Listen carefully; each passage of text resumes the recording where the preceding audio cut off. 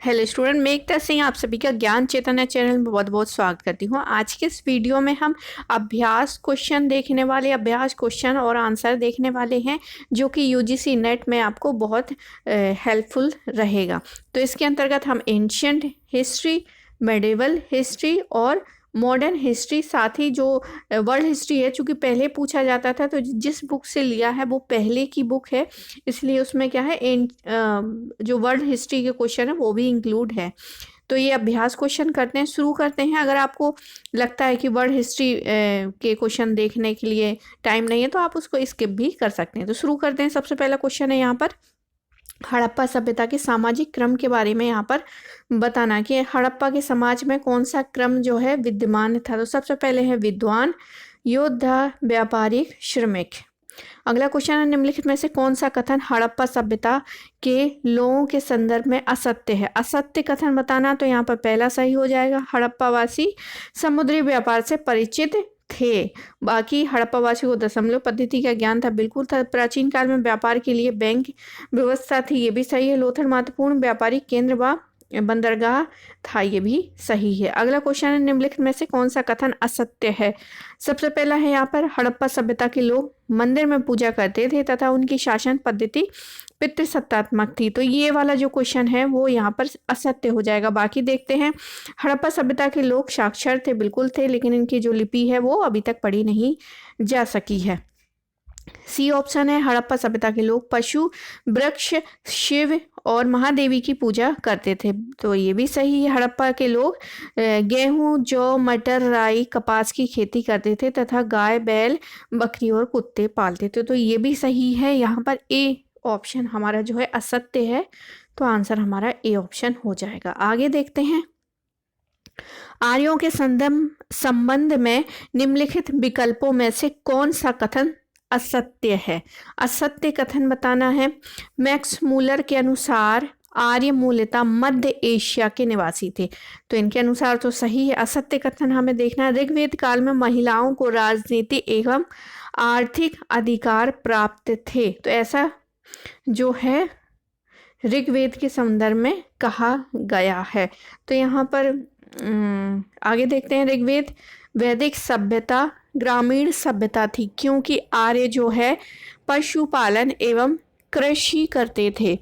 और चौथा है, ऋग्वेद आर्य प्रकृति की पूजा करते थे। तो यहाँ पर जो गलत क्वेश्चन है वो है, ऋग्वैदिक काल में महिलाओं को राजनीतिक एवं आर्थिक अधिकार प्राप्त थे, ये कथन असत्य है।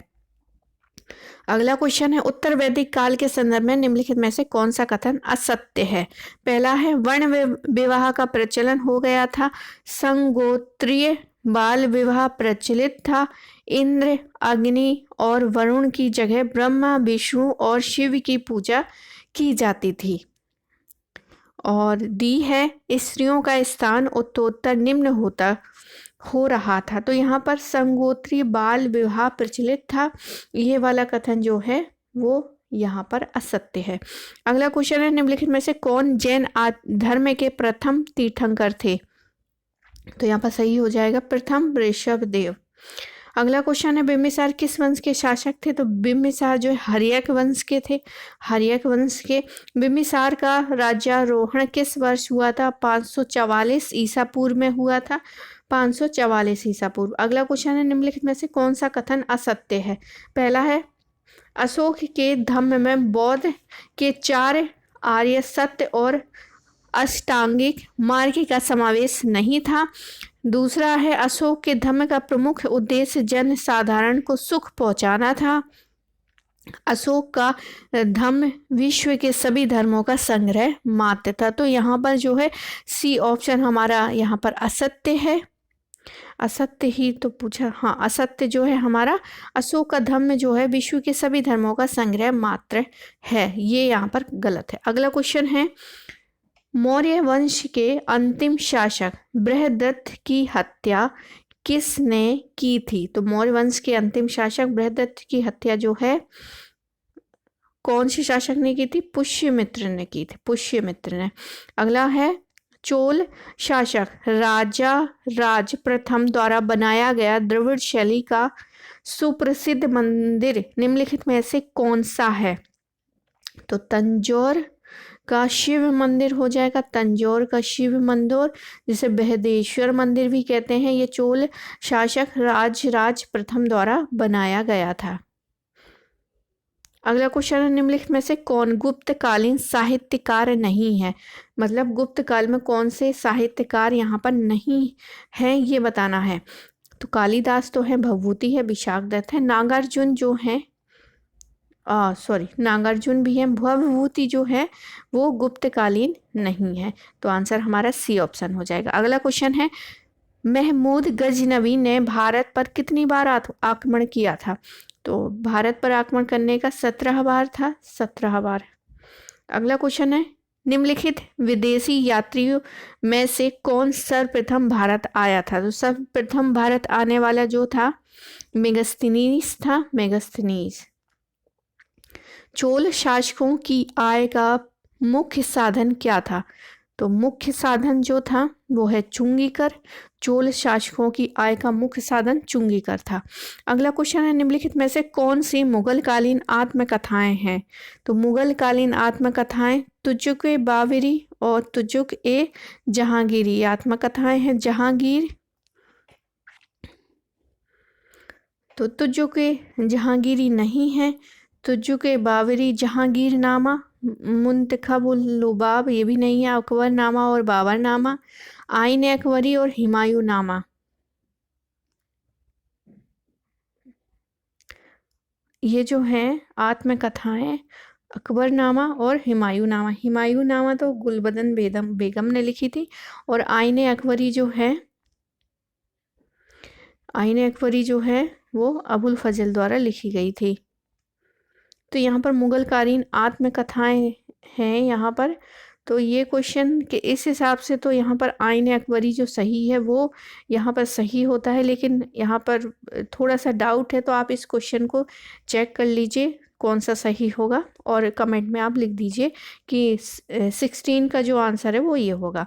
आगे देखते हैं, महमूद गजनबी के समय भारत की राजनीतिक स्थिति कैसी थी? राजनीतिक स्थिति महमूद गजनबी के समय कौन सी थी, किस प्रकार की थी? तो सबसे पहले भारत में राजनीतिक एकता व स्थिरता का अभाव था, तथा शासक क्या थे? संघर्षरत थे। तो ए ऑप्शन ही यहाँ पर सही हो जाएगा। आगे देखते हैं, चोल वंश का उदय किस शताब्दी में हुआ था? तो 9वीं शताब्दी में हुआ था चोल वंश का। आगे, निम्नलिखित में से मंदिर की कौन सी विशेषता चोल काल में विकसित हुई थी? तो गोपुरम जो है प्रवेश द्वार कुछ इस तरह से जो प्रवेश द्वार बना रहता है वो विकसित हुआ था। आगे देखते हैं, जिसको गोपुरम बोलते हैं, गोपुरम। आगे है, इतिहासकारों ने दिल्ली सल्तनत के लिए कौन सी समय निर्धारित किया है? तो 1206 से लेके 1526 तक। अगला क्वेश्चन है, निम्नलिखित में से वह कौन सा विद्वान था जो अलाउद्दीन के विजय अभियानों में से उसके साथ रहा है? अलाउद्दीन के विजय अभियानों में उसके साथ रहा है। तो ये थे कौन? अमीर खुसरो। अमीर खुसरो यहाँ पर सही होना चाहिए। तो यहाँ पर जो सही ऑप्शन है वो बदायूनी यहाँ पर सही हो रहा है, लेकिन ये वाला मुझे नहीं लग रहा। अमीर खुसरो जहाँ तक है जो सही होगा। आगे देखते हैं, अगर आपको इसका सही आंसर मिलता है तो प्लीज़ कमेंट में लिख दीजिए। आगे देखते हैं, सल्तनत काल में मंत्रिमंडल के प्रधान को क्या कहते हैं? तो सल्तनत काल में मंत्रिमंडल के प्रधान को क्या कहते हैं? तो इनको क्या कहेंगे? वजीर ए मुमलिक, वजीर ए मुमलिक कहेंगे। सल्तनत काल में गैर मुसलमानों द्वारा दिया गया राज्य कर क्या कहलाता है? तो राज्य कर क्या कहलाता है? इक्ता। राज्य कर क्या कहलाता था? इक्ता कहलाता था। आगे है, निम्नलिखित विभागों के आगे उसकी स्थापना करने वाले सुल्तान का नाम अंकित है, इनमें से कौन सा सही नहीं है? तो दीवान बंदगान फिरोज शाह तुगलक ने किया था, दीवान अर्ज बलबन ने, दीवान खैरात सिकंदर लोदी, और दीवान मुक्त खराज जो है वो अलाउद्दीन खिलजी द्वारा। तो दीवान खैरात जो है सिकंदर लोदी के समय में क्या है? कौन सा सही नहीं है? तो दीवान खैरात यहाँ पर सही नहीं है। आगे देखते हैं, बाबर ने पानीपत के प्रथम युद्ध में निम्नलिखित में से कौन सी युद्ध प्रणाली को अपनाया था? तो यहाँ पर तुगलमा पद्धति जो है उसी को अपनाया था, तुगलमा पद्धति। आगे देखते हैं, अकबर द्वारा शुरू की गई मनसबदारी प्रणाली में जात का क्या तात्पर्य है? जात जो है व्यक्ति का पद, स्थान तथा वेतन निर्धारित करता था। आगे है, निम्नलिखित में से किस मुगल सम्राट को पुत्र विद्रोह का सामना नहीं करना पड़ा था? तो आंसर हुमायूं हो जाएगा, हुमायूं के समय, क्योंकि बाबर के समय में भी हम देखते हैं कि उनके पुत्रों ने विद्रोह नहीं किया था। हुमायूं, तो बाबर यहाँ पर है नहीं, और हुमायूं यहाँ पर हो जाएगा। अकबर के समय में जहांगीर ने किया था, और जहांगीर के समय शाहजहां ने भी किया था, तो हुमायूं हमारा सही आंसर है। आगे देखते हैं, औरंगजेब की धार्मिक नीति के संदर्भ में निम्नलिखित में से कौन सा कथन सही है? कौन सा कथन सही है ये हमें बताना है। तो सबसे पहला है, ये आंशिक रूप से सफल रही, आंशिक रूप से सफल रही, पूर्ण रूप से सफल रही, यह आंशिक रूप से असफल रही। तो सी ऑप्शन यहाँ पर क्या है? सही हो जाएगा। अगला क्वेश्चन है, यहाँ पर जो है कामरान ये हुमायूं के ही भाई थे, जिन्होंने हुमायूं ने क्या है अपने जितना भी भाग था उसको मिला था, उसने ईमानदारी से क्या है अपने भाइयों में भी बांटा था। तो इस हिसाब से यहाँ पर जो है कामरान को क्या मिला था? काबुल मिल गया था। अस्करी को मिला था यहाँ पर संभल, और हिंदाल को क्या मिल गया था? मेवात मिल गया था। सुलेमान मिर्जा को बदख्शा मिला था। तो इस हिसाब से ए ऑप्शन बिल्कुल सही हो जाएगा। अगला क्वेश्चन है, तृतीय आंग्ल मराठा युद्ध किस गवर्नर जनरल के काल में लड़ा गया था? तो यहाँ पर सही ऑप्शन जो है लॉर्ड हेस्टिंग हो जाएगा, लॉर्ड हेस्टिंग। अगला क्वेश्चन है, सिराजुद्दौला और रॉबर्ट क्लाइव के बीच अलीनगर की संधि जो है कब हुई थी? 9 जनवरी 1757 को हुई थी, 9 जनवरी 1757 ईस्वी को। अगला है, 1799 ईस्वी को हुए चौथे आंग्ल मैसूर युद्ध का प्रमुख कारण क्या था? तो प्रमुख कारण जो था वो है वेलेजली की आक्रामक नीति। अगला क्वेश्चन, निम्नलिखित में से कौन सा तथ्य जो है श्वेत विद्रोह के संदर्भ में सही नहीं है? तो श्वेत विद्रोह के संदर्भ में सही नहीं है, तो वो है सरकार का अंततः झुकना पड़ा। तो डी ऑप्शन यहाँ पर सही नहीं है। बाकी जो है सारे के सारे जो हैं वो सही हैं। जैसे कि पहला है, यह 1783 में कोर्ट ऑफ डायरेक्टर्स द्वारा सैनिकों का दौरा भत्ता बंद कर देने से खिलाफ हुआ। मुंगेर तथा इलाहाबाद स्थित श्वेत अधिकारियों ने सामूहिक रूप से त्यागपत्र दिए जो स्वीकार कर लिए गए। और सी है, मद्रास के कुछ अफसर बुला लिए गए तथा विद्रोह दबा दिया गया। तो इस हिसाब से हमारा डी ऑप्शन यहाँ पर सही हो जाएगा। आगे देखते हैं, बेहलेजली द्वारा शुरू किया गया सहायक संधि को किस राज्य ने स्वीकार नहीं किया था? तो बेहलेजली द्वारा सहायक संधि को स्वीकार नहीं किया था, किसने नहीं किया था? तो यहाँ हो जाएगा मैसूर ने। क्लाइव का दूसरी बार बंगाल के गवर्नर का काल क्या था? तो 1765 से लेके 66 जो है इनका दूसरा गवर्नर काल था। आगे देखते हैं, ब्रिटिश संसद द्वारा ईस्ट इंडिया कंपनी के शासक को समाप्त करके शासन ब्रिटिश क्राउन को सौंपने के लिए अधिनियम किस वर्ष पारित किया था? तो यहाँ पर सही आंसर हो जाएगा 1858। आगे देखते हैं, अगला क्वेश्चन है, अंग्रेजों द्वारा भारत में अपनाई गई मुक्त आर्थिक द्वार की नीति के कौन से परिणाम देखने को मिले हैं? तो यहाँ पर सही होगा, ब्रिटिश में तैयार माल जो है ऊंचे दामों पर भारत में भेजा गया। और बी ऑप्शन है, भारत में घरेलू उद्योग धंधों का पतन हो गया। तो डी ऑप्शन हमारा सही हो जाएगा। आगे देखते हैं, भारत में विकेंद्रीकरण का शुभारंभ किस गवर्नर जनरल के शासनकाल में हुआ था? तो विकेंद्रीकरण का शुभारंभ जो है लॉर्ड मेयो के समय में हुआ था, लॉर्ड मेयो के समय में। कृषि के वाणिज्यीकरण का क्या तात्पर्य है? कृषि के वाणिज्यीकरण का पारिवारिक आवश्यकताओं की पूर्ति के स्थान पर बिक्री के स्थान पर फसल का उत्पादन। आगे है, निम्नलिखित में से कौन सी समुदाय थी जिसने जातीय आधार पर क्रांतिकारियों को सहयोग नहीं दिया था? तो वो सही हो जाएगा सिख। आगे है 1857 ईस्वी के विद्रोह की असफलता के पश्चात मुगल बादशाह बहादुर शाह द्वितीय को किस स्थान पर गिरफ्तार कर लिया गया था? तो इनको गिरफ्तार कर लिया गया था कहाँ पर? लाल किले में। जेम जॉन तो इनको लाल किले में नहीं, हुमायूं की कब्र के पास लेफ्टिनेंट हडसन ने किया था। तो ए ऑप्शन सही हो जाएगा। आगे है, भारत में उग्र राष्ट्रीयता के जन्मदाता एवं निर्भयता से राष्ट्र वेदना को प्रकट करने वाले प्रथम भारतीय कौन थे? तो यहाँ पर सही आंसर हो जाएगा बाल गंगाधर तिलक। रॉलेट एक्ट किस वर्ष पारित हुआ था? तो 1919 यहाँ पर सही हो जाएगा। आगे देखते हैं, स्वदेशी आंदोलन प्रारंभ करने का प्राथमिक कारण निम्नलिखित में से कौन सा था? तो सबसे पहला है यहाँ पर जो सही आंसर है वो लॉर्ड कर्जन का बंगाल विभाजन। पहला है जलियांवाला बाग में भोले भाले निहत्थे लोगों की हत्या, ये भी सही है। ब्रिटिश सरकार की भारतीय उद्योग को नष्ट करने की नीति, ये भी सही है। ब्रिटिश सरकार द्वारा भारत को उत्तरदायी सरकार प्रदान न करना, ये भी सही है। तो सी ऑप्शन सही हो जाएगा, लॉर्ड कर्जन का बंगाल विभाजन। ये जो है स्वदेशी आंदोलन प्रारंभ करने का प्राथमिक कारण जो है वो यही था कि लॉर्ड कर्जन ने बंगाल विभाजन कर दिया था। आगे देखते हैं, निम्नलिखित में से किसने कांग्रेस मुस्लिम लीग समझौता अस्वीकार किया था? तो किन्होंने किया था? मदन मोहन मालवीय जी ने किया था, मदन मोहन मालवीय जी। ये ऑप्शन सही हो जाएगा। आगे देखते हैं, निम्नलिखित में से किस वायसराय के काल में दिल्ली दरबार का आयोजन किया था? तो दिल्ली दरबार का आयोजन किया गया था लॉर्ड लिटन के समय में।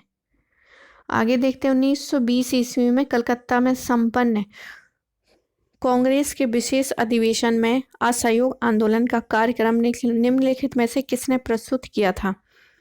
तो असहयोग आंदोलन का कार्यक्रम जो प्रस्तुत किया था वो है महात्मा गांधी जी ने।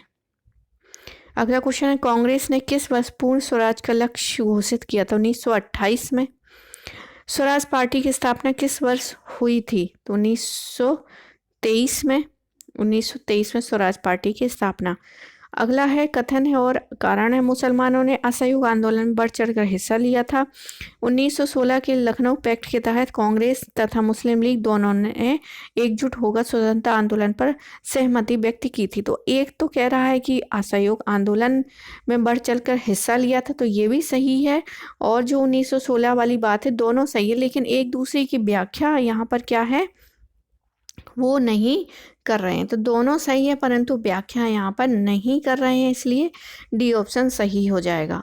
आगे देखते हैं, पुनर्जागरण का प्रारंभ इटली के किस नगर में हुआ था? तो फ्लोरेंस सही हो जाएगा। पुनर्जागरण का अग्रदूत निम्नलिखित में से किसे कहा जाता है? तो अग्रदूत कहे जाने वाले हो जाएंगे दांते। डिवाइन कॉमेडी नामक पुस्तक निम्नलिखित में से किसने लिखी थी? तो दांते ने ही लिखी थी, दांते हो जाएगा। निम्नलिखित में से किसे मानववाद का संस्थापक माना जाता है?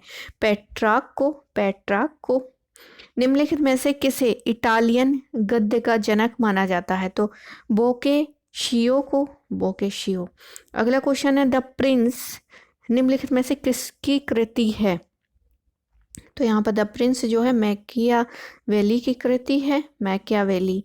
अगला क्वेश्चन है, इनमें से कौन इटली के पुनर्जागरण कालीन कलाकार हैं? तो यहाँ पर सभी के सभी जो हैं वो यहाँ पर हो जाएंगे, Michelangelo, Raphael, Leonardo da Vinci. तो डी ऑप्शन यहाँ पर सही है। अगला है, द लास्ट सफल तथा मोनालिसा निम्नलिखित में से किसकी कृति है? लियोनार्डो दा विंची की है। द लास्ट सफल मतलब यहाँ पर एक पिक्चर पेंटिंग है जिसमें जो है जो ईसा मसीह जो हैं वो यहाँ पर क्या कर रहे हैं, लास्ट टाइम डिनर कर रहे हैं। तो और मोनालिसा में एक महिला की फोटो है, तो लियोनार्डो दा विंची की है ये। आगे है, निम्नलिखित में से कौन चित्रकार, मूर्तिकार, इंजीनियर, वैज्ञानिक तथा दार्शनिक कवि था? मतलब एक व्यक्ति में ही ये सारे के सारे गुण थे, तो लियोनार्डो विंची जो है सबसे आगे हो जाएंगे इस मामले में। The fall of man, the last judgement, ये किसकी कृतियां हैं? तो ये माइकल एंजेलो की कृतियां हैं, माइकल एंजेलो। तो आई होप आपको ये अभ्यास क्वेश्चन जो है अच्छे लगे होंगे। अच्छे लगे तो प्लीज़ लाइक करें, शेयर करें, सब्सक्राइब करें। मिलते हैं एक और वीडियो के साथ। पूरा वीडियो देखने के लिए आप सभी का बहुत बहुत धन्यवाद।